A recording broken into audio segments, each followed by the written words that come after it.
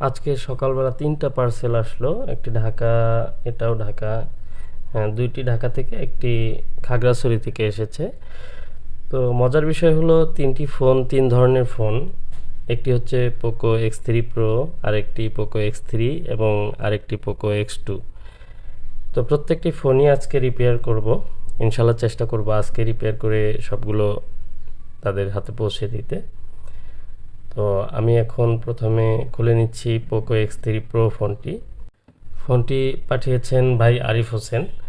তো আমি চেষ্টা করব ওনার ফোনটি সুন্দরভাবে রিপেয়ার করার জন্য।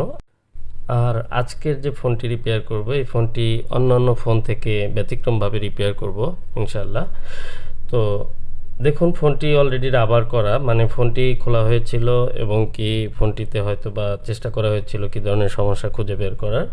তবে ফোনটিতে কোনো ধরনের হার্ডওয়্যারে কাজ করেছে বলে মনে হচ্ছে না। আর উনি আমাকে জানিয়েছে যে কোনো ধরনের আইসিতে কাজ করা হয়নি। তো আমি ফোনটি পুরোপুরি ওপেন করার পূর্বে আমি পাওয়ার সাপ্লাইতে দেখে নিচ্ছি। হ্যাঁ, রিডিংটি আছে 16। তো 15-16 এ ধরনের রিডিং থাকলে র্যাম ফল্ট করে, র্যামটি খারাপ হওয়া অথবা ডিসকানেক্ট হয়ে গেলে এরকম হয়।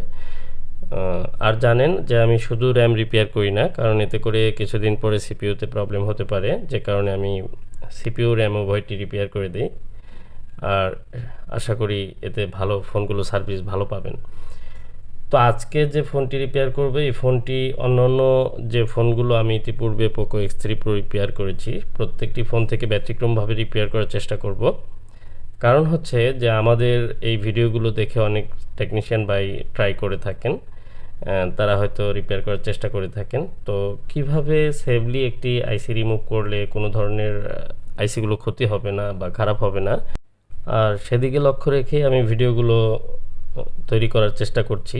কারণ হচ্ছে যে আমাদের ভিডিওগুলো ফলো করে কেউ যদি কাজ করে আর তখন যদি আইসিগুলো খারাপ হয়ে যায়, তাহলে হয়তো বা ভুল একটি টেকনিক হিসাবে অথবা তার ব্যর্থতা হিসাবে মনে করতে পারে।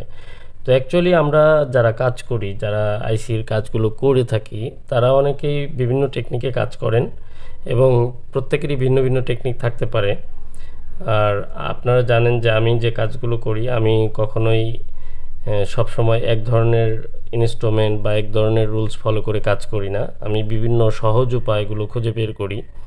আর সবচেয়ে গুরুত্বপূর্ণ বিষয় হচ্ছে যে আমি প্রত্যেকটি কাজকে কিভাবে সেফলি করা যায়, কোনো ধরনের সাইড এফেক্ট ছাড়া করা যায়, এবং যে আইসিগুলো রিমুভ করি, আইসিগুলো যেন কোনো ক্ষতি না হয়, আইসির পারফরমেন্সের যেন কোনো ঘাটতি না থাকে, সেই দিকে লক্ষ্য রেখেই কিন্তু আমি কাজগুলো করি।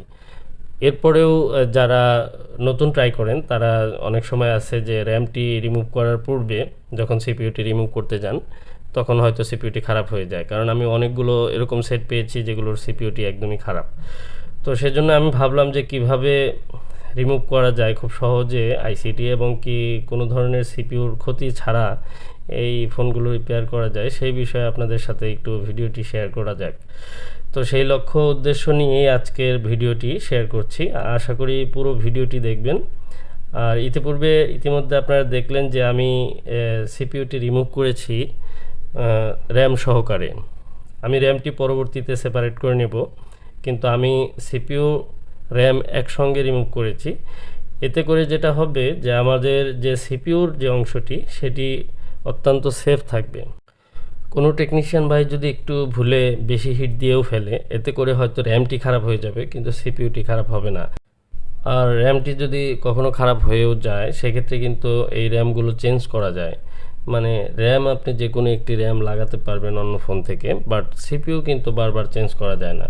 তো সেদিকে লক্ষ্য রেখেই যে একটি সিপিইউকে সর্বোচ্চ সিকিউর দিয়ে কিভাবে আমরা আইসিটি রিমুভ করতে পারি মাদারবোর্ড থেকে, এবং কিভাবে আমরা এটিকে ক্লিন করে বা আইসিটিকে সেপারেট করে র্যাম থেকে আমরা পরবর্তীতে রিবল করে ইনস্টল করতে পারি, সেই বিষয়টি আজকে পুরোপুরি আপনাদের সাথে দেখানোর জন্য চেষ্টা করব।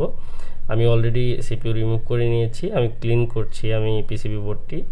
আর এই পিসিবি বোর্ড ক্লিন করার সময় আমরা সবসময় একটা বিষয় লক্ষ্য রাখবো, আমরা মাঝে মাঝে পরিষ্কার করে নেব, থিনার ইউজ করব, এবং কটন অথবা ব্রাশের মাধ্যমে আমরা পরিষ্কার করতে পারি, অথবা যে উইপার ক্লথ আছে, যে ক্লথের মাধ্যমে আমরা পরিষ্কার করতে পারি। তো এইভাবে ক্লিন করব। এখন আমি সিপিইউটি যে আমার যে প্রসেসর, এই প্রসেসর ক্লিন করব। ক্লিন করার সময় দেখুন প্রসেসরের প্রত্যেকটি ক্যাপাসিটর কিন্তু যথাস্থানে রয়েছে, আর প্রত্যেকটি ক্যাপাসিটর আমি যথাস্থানে রেখেই আমি রিবল করব। কারণ আমি যে রিবলিং করি, রিবলিংয়ের যে প্লেটটি রয়েছে MI10 ভার্সন 2, তো এটি রিলাইফের RL0004 এরকম একটি নাম্বার আপনারা বললেই তারা এই প্লেটটি আপনাদের দিয়ে দিবে। তো এই রিবলিং প্লেটের মধ্যে আপনার ক্যাপাসিটরের যে জায়গাটি সেটি কিন্তু গ্রুপ করে কাটা আছে, যে কারণে আপনার ক্যাপাসিটর রিমুভ না করে আপনি কিন্তু রিবল করতে পারেন। আর যদি আপনি মাস্টার বা ইউনিভার্সাল যে প্লেটগুলো আছে সেগুলো দিয়ে রিবল করতে চান, তাহলে অবশ্যই ক্যাপাসিটর রিমুভ করে রিবলিং করে এরপর আবার পুনরায় ক্যাপাসিটর লাগিয়ে দিতে পারেন। তবে আরেকটি বিষয় যে অনেকে প্রশ্ন করে থাকেন, এই ক্যাপাসিটর কোনো সময় যদি হারিয়ে যায় বা ভেঙে যায়, সেক্ষেত্রে ক্যাপাসিটর ছাড়া সেটটি অন হবে কি না। এটি একটি গুরুত্বপূর্ণ প্রশ্ন, কারণ অনেকে ভাবতে পারেন যে ক্যাপাসিটর ছাড়া হয়তো ফোনটি আর রান হবে না। তো আসলে এমনটি নয়, আমি অনেকগুলো সেট ক্যাপাসিটর ছাড়াও আমি রান করেছি, সেগুলো খুব ভালোই পারফর্ম করছে, সেগুলোতে কোনো সমস্যা হয়নি। এতে করে আমি বুঝতে পারলাম যে ক্যাপাসিটর ছাড়াও কিন্তু ফোনগুলো রান হয়।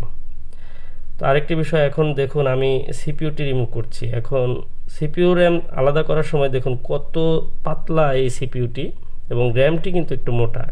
কালো যে অংশটি এটি হচ্ছে আমাদের র্যাম, আর সিপিইউটি অনেক স্লিম। তো এই স্লিম হওয়ার কারণে এটিতে হালকা হিট বেশি পড়লে অথবা হালকা যদি বাঁকা হয় কোনো সময়, সেক্ষেত্রে কিন্তু আইসিগুলো খারাপ হয়ে যায়।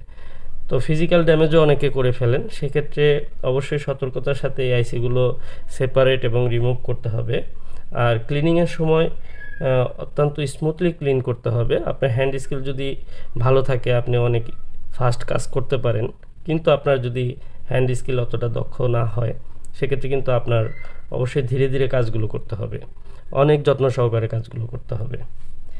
আশা করি বিষয়টি বুঝতে পেরেছেন। আমার সিপিইউ ক্লিনিং শেষ, আমি এবার রিবল করে নেব সিপিইউটি। আর ভিডিওটি শেয়ার করার জন্য রিকোয়েস্ট করেছেন যে ভাইয়ার ফোন আরিফ হোসেন, তো ওনার রিকোয়েস্টে আমি ভিডিওটি আসলে আপলোড করছি। আর আরও বেশ কয়েকটি সেট রয়েছে, আজকে আমি 4টি সিপিইউ রিবল করব এখন। তো আমি ধারাবাহিকভাবে কাজগুলো করার চেষ্টা করব, আর হয়তো আপনাদের সাথে শেয়ারও করব শর্টকাট করে। আমি চেষ্টা করি আপনাদের মাঝে নতুন কিছু দেওয়ার জন্য, হয়তো বা একই রকমের কাজ হয়ে যায়, কিন্তু বিভিন্ন ট্রিক্স এবং টিপস আমি দিয়ে থাকি, যেগুলো আপনারা ফলো করলে হয়তো অনেক হেল্প হবে। আর আইসির কাজগুলো আসলে বিভিন্ন জায়গা থেকে বিভিন্নভাবে চেষ্টা করছেন করার। আসলে ভালো দক্ষ টেকনিশিয়ান, বিশ্বস্ত টেকনিশিয়ান এগুলো খুঁজতে খুঁজতে অনেক সময় অনেকেই ভুল জায়গায় গিয়ে হয়তো পড়ে যান, যে কারণে বিশ্বাসের জায়গা থেকে আসলে অনেকেই আমার কাছেই পাঠান অনেক ফোন। যেমন আজকে ঢাকা থেকে 2টি ফোন এসেছে, তো ওনারা ঢাকাতেও কিন্তু দেখাতে পারতেন, আমি ওনাদেরকে বলেছিলাম। হয়তোবা আমার কথা অথবা আমার কাজ ভালো লেগেছে, যে কারণে ঢাকা থেকে আমার কাছে ফোনগুলো পাঠানো। আর যদিও বাংলাদেশের বিভিন্ন জেলা থেকে বিভিন্ন জায়গা থেকে, যেমন খাগড়াছড়ি থেকে যে ফোনটি এসেছে, উনি অনেক দিন ওয়েট করেছে ওনার ফিনান্সিয়াল কিছু প্রবলেমের কারণে, এরপর দীর্ঘদিন পরে উনি আমার কাছে ফোনটি পাঠিয়েছে। তো আমি চেষ্টা করব সবগুলো ফোন যত্ন সহকারে রিপেয়ার করার, এবং আজকে যে শো করেছি 3টি সেট, এছাড়াও আমার কাছে আমার লোকাল একজন টেকনিশিয়ান ভাই আমার কাছে একটি ফোন দিয়েছে পোকো X2। তো সবগুলো ফোনই আজকে রিপেয়ার করব, এবং খুব সহজভাবে খুব অল্প সময়ের ভিতরে কিভাবে ফোনগুলো সিপিইউ রিবলিংয়ের মাধ্যমে কোনো প্রকার অন্য সাইড এফেক্ট না করে ফোনগুলোকে রিপেয়ার করা যায়, এবং অত্যন্ত যত্ন সহকারে রিবল করতে হবে। দেখুন এই যে একটি বল মনে হচ্ছে হালকা ছোট আছে, এই বলটি যদি আপনার একটু ছোট থাকে তাহলে কিন্তু মাদারবোর্ডে কানেক্ট পাবে না। এরকমভাবে প্রত্যেকটি বল সূক্ষ্মভাবে পুঙ্খানুপুঙ্খানুরূপে আমাদেরকে ভেরিফাই করতে হয় ঠিক আছে কিনা, এরপর কিন্তু আমরা একটা সিপিইউ আমরা ইনস্টল করি মাদারবোর্ডের মধ্যে। কারণ কোনো একটি বল যদি কানেক্ট না পায়, সেক্ষেত্রে প্রসেসরটি প্রপারলি কাজ করবে না। তো এই প্রত্যেকটি বিষয় আমাদের অনেক লক্ষ্য রেখে কাজগুলো করতে হয়, যারা প্রসেসরের কাজগুলো করেন তারা অবশ্যই জানেন। আর আমি চেষ্টা করছি আপনাদের সাথে সুন্দরভাবে বিষয়গুলো শেয়ার করার জন্য, এবং কি আপনাদের যেন বুঝতে কষ্ট না হয়। আর সময়ও যেন অপচয় না হয় সেজন্য ভিডিওগুলোকে একটু শর্ট করে বা স্পিডটি বাড়িয়ে দিয়ে আমি কিন্তু আপনাদের মাঝে শো করি এবং কি সুন্দরভাবে বোঝানোর চেষ্টা করি যে কিভাবে কাজগুলো করলে সহজভাবে করা যায়। তো আমার সিপিইউর ইনস্টলমেন্ট শেষ হওয়ার পর আমি অলরেডি র্যামটি উপরে বসিয়ে নিচ্ছি। আর র্যামের যে রিবোলিংটি সেটি আমি দেখালাম না। র্যামের রিবোলিং একদম ইজি। ইতিপূর্বে আমার অনেকগুলো পোকো X3 Proর ভিডিও রয়েছে, আপনারা ইচ্ছা করলে সেখানে গিয়ে দেখে আসতে পারেন। আর আজকের যে ফোনটি আমি একদমই প্রথম কাজ করলাম, তো ফোনটির প্রপারলি আইসি লাগানো শেষ। এবার আমি একটু চেক করে নিব, কুলিংয়ের জন্য ওয়েট করছি। তো কারণ হচ্ছে টেম্পারেচার একটু লো না হওয়া পর্যন্ত ফোনগুলো আমাদের পাওয়ার দেওয়া উচিত না, এতে করে আইসি খারাপ হয়ে যেতে পারে। তো আমি সরাসরি পাওয়ার দিচ্ছি, আলহামদুলিল্লাহ দেখুন অন হয়ে যাচ্ছে। আসলে আগে আমি যে কাজগুলো করতাম অনেক সময় অনেক সতর্কতার সহিত আমি যেমন ডিসি পাওয়ার সাপ্লাইতে ওভার রিডিং চেক করি, এই কাজগুলো করে আপনাদের সামনে বোঝাতে চাই যে বিষয়গুলো এইভাবে আপনারা করবেন। তো যখন আপনার কনফিডেন্স ভালো হয়ে যাবে, আপনি যখন কনফিডেন্টলি কাজ করবেন, তখন এই ওভার রিডিং চেক করার প্রয়োজন হবে না, সরাসরি আপনি পাওয়ার দিয়েই চেক করতে পারেন, কারণ আপনার ধারণা থাকবে যে আপনার আইসি ভিতরে কোনো শর্ট হয়নি। তো সকলে ভালো থাকবেন, আজকের মতো এ পর্যন্তই। আসসালামু আলাইকুম রহমতুল্লাহ।